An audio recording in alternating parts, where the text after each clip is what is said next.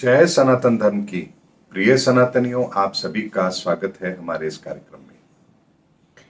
आप सभी ने मेरे पिछले 2 वीडियो देखे हैं जिसमें मैंने भगवान गणपति और इस कलयुग के अंतिम समय में आखिरी बार हम गणपति की पूजा कैसे करेंगे, वो शाश्वत सत्य क्या है और धर्म युग के अंदर गणपति की पूजा कैसे की जाए, इन सब के बारे में मैंने आपको मेरे कुछ पिछले वीडियो में आपको जरूर बताया है। लेकिन जब ये बातें मैंने आपके सामने रखी है तो मुझे लगता है कि आप लोगों के मन में बहुत सारे प्रश्न भी जरूर पैदा हुए होंगे। आखिर जो हम गणपति की पूजा कर रहे हैं, इसमें गलत क्या है, सही क्या है, क्यों ऐसा होता है, क्यों वैसा होता है। दर्शकों, हर एक चीज का उत्तर मैं आपको आज के इस वीडियो में जरूर दूंगा। भगवान गणपति इस धरती के पोषक हैं। समस्त ब्रह्मांड की ऊर्जाएं उनके अधीन हैं और वही इस समस्त ऊर्जाओं को डिकोड करने वाले वो प्रथम सनातन ऋषि हैं जिन्होंने इस संसार को ज्ञान दिया। इसीलिए गणपति के ज्ञान के आगे तो किसी और का ज्ञान, मैं क्या कहूं, सूरज को दीपक दिखाने के समान होगा। ऐसे में आप लोग ये जानते हैं कि भगवान गणपति की स्थापना अलग अलग तरीके से अलग अलग जगह की जाती है। हम लोग अपने द्वार पर भी गणपति को स्थापित करते हैं, अपने घर के मंदिर में भी गणपति को स्थापित करते हैं। गणपति के बहुत सारे रूप भी आपने सुने होंगे, एक दंताय, दाई सूंड वाले, बाएं सूंड वाले, ऐसी बहुत सारी चीजें हैं जिनके बारे में आपने सुन रखा है। गणपति के कई रूप भी दिखाए गए हैं, ये भी आप लोग जानते हैं। लेकिन सनातनियों, इस बात को जरा ध्यान से समझिए, भगवान गणपति यदि इस समस्त ब्रह्मांड की ऊर्जाओं के स्रोत हैं, उसके पोषक हैं, तो पोषक के विविध रूप तो अवश्य होंगे और इसीलिए उनका हर एक रूप एक विशेष प्रकार की ऊर्जा को परिभाषित करता है। इस पर मैं कभी और वीडियो में आपको डिटेल से बताऊंगा। लेकिन हम अपने घरों में जब गणपति को स्थान देते हैं तो हमें उन्हें वो पूरा आदर सम्मान देना है जो हम इस धरती पर सबसे अधिक किसी को दे सकते हैं, तो उस सम्मान के अधिकारी भगवान गणपति हैं। क्योंकि सारे खजाने की चाबी जिनके पास हो, अगर आप उनका मान सम्मान नहीं कर रहे हैं तो आप फिर किस चीज के अधिकारी हैं, इसका आकलन आप स्वयं कीजिए। इसी वजह से पहले के समय में जब नगर बसाया जाता था तो नगर के चारों तरफ एक सीमा भी बनती थी, यानी कि किलेबंदी होती थी। उसका एक द्वार भी होता था जहां से प्रजा बाहर आती जाती थी या राजा आते जाते थे, और शत्रु भी यदि उसको भी उस राज्य में प्रवेश करना है तो वो उस किले के उस द्वार को तोड़ करके या किले को भेद करके ही अंदर प्रवेश करता था। ऐसे में उस नगर की सुरक्षा के लिए भी भगवान गणपति को स्थापित किया जाता था और जो मुख्य द्वार होता था वहां ऊपर भगवान गणपति को स्थान दिया जाता था। भगवान गणपति की स्थापना होती थी ताकि गणपति अपनी ऊर्जाओं से उस पूरे राज्य की सुरक्षा करे। यहां से पहला कॉन्सेप्ट आता है घर के बाहर गणपति को स्थापित करने का। लेकिन हमारा घर हमारे नगर की सीमा नहीं है, लेकिन फिर भी हम अपने घर को सुरक्षित करने के लिए अपने घर के दरवाजे पर, मुख्य दरवाजे पर गणपति की स्थापना करते हैं। तो जो लोग भी अपने मुख्य द्वार पर गणपति की स्थापना करते हैं, उन्हें इस बात का ध्यान होना चाहिए कि प्रत्येक दिन रोज भगवान गणपति का आदर सम्मान उस मुख्य द्वार के गणपति का अवश्य होना चाहिए।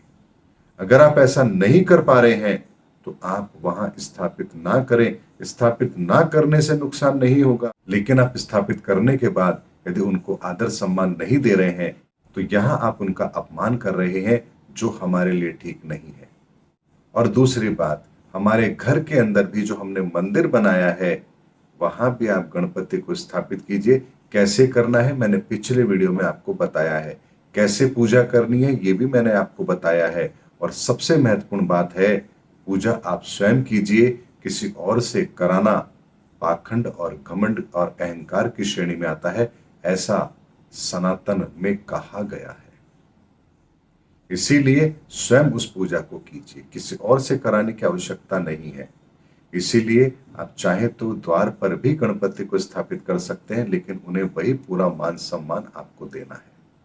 अपने घर के अंदर गणपति को स्थान दीजिए, उसकी विधि मैं आपको पहले ही बता चुका हूं। बड़े आदर के साथ उनको चौकी पर विराजमान कीजिए। अब आपके घर की पूरी चौकीदारी भगवान गणपति की ऊर्जाओं के अधीन है। उसके अतिरिक्त पूरे समाज के लिए भी उन ऊर्जाओं का विस्तार कैसे हो, यहां हम गणेश चतुर्थी पर सार्वजनिक तौर पर गणपति की स्थापना करते हैं। वहां भी मिट्टी के गणपति होने चाहिए, उसमें किसी तरह के रंगों का प्रयोग नहीं होना चाहिए। और उसका विसर्जन क्यों किया जाता है, इस महत्व को भी मैंने अपने पिछले वीडियो में आपको बताया है। समस्त ऊर्जाएं जो उन गणपति में समाहित है, जब आप उस मिट्टी के गणपति को लेकर के जल में उसका विसर्जन करते हैं, तो यहां से वो पोषक, उस गणपति की ऊर्जा का पोषक इस प्रकृति को प्राप्त होता है। यहां बहुत बड़े परमार्थ का कार्य आपने किया है। इसीलिए नगर की सुरक्षा के लिए भी गणपति की स्थापना होती है। इस प्रकृति की सुरक्षा के लिए भी सार्वजनिक तौर पर गणपति की स्थापना होती है, जिनका विसर्जन किया जाता है। और एक हमारे घर की सुरक्षा के लिए भी हम गणपति की स्थापना करते हैं अपने मंदिर के अंदर। और यदि आपको लगता है कि किसी तरह की नकारात्मक ऊर्जाएं आपके घर में आ सकती हैं, उनसे भी आपको सुरक्षा चाहिए, या बहुत से अनजान लोगों का आना जाना आपके प्रेमिसेस में है, आपके स्थान पर है, तो आप द्वार पर भी गणपति की स्थापना कर सकते हैं। यहां से आपके वास्तु दोष का भी निवारण अवश्य होता है, लेकिन वहां आपको उनका पूरा मान सम्मान अवश्य करना है। नियमित रोज उनकी पूजा अर्चना अवश्य होनी चाहिए। और गणपति का रंग हरा होता है, इसलिए हरे गणपति का ही प्रयोग किया जाना चाहिए। सिंदूर लगा करके, चांदी का वर्क लगाकर जिस तरह से हम गणपति की पूजा करते हैं, ये शास्त्र सम्मत नहीं है। चांदी का वर्क चमड़े के बीच में, चमड़े की लेयर के बीच में रख करके कूट करके तैयार किया जाता है।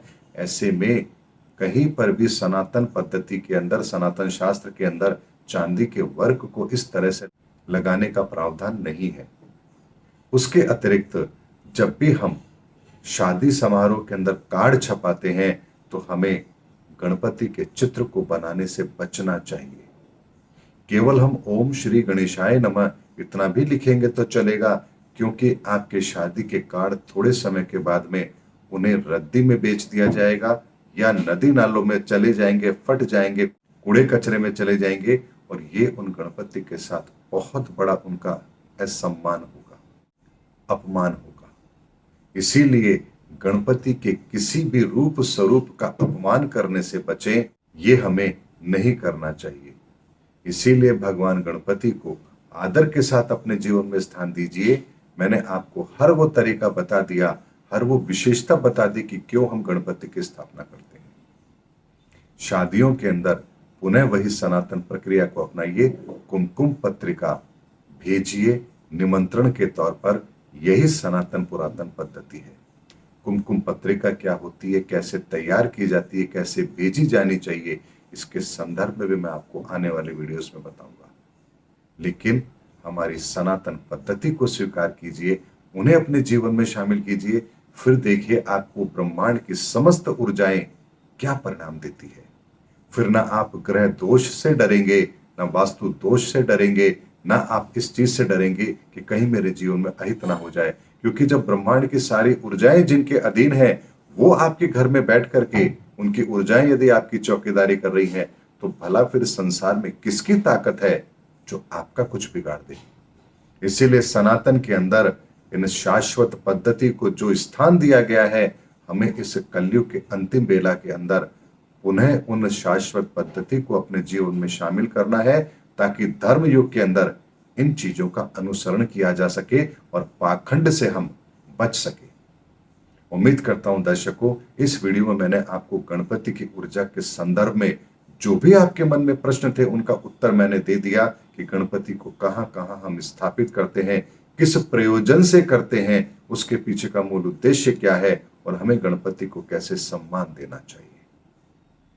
इससे अतिरिक्त जानकारी और कोई शेष नहीं है। इसीलिए इसको अपने जीवन में प्रयोग कीजिए और फिर गणपति की उस समस्त ऊर्जाओं के द्वारा अपने जीवन को आनंदित कीजिए। मिलेंगे अगले वीडियो के अंदर, तब तक के लिए जय हिंद, जय भारत, जय सनातन धर्म।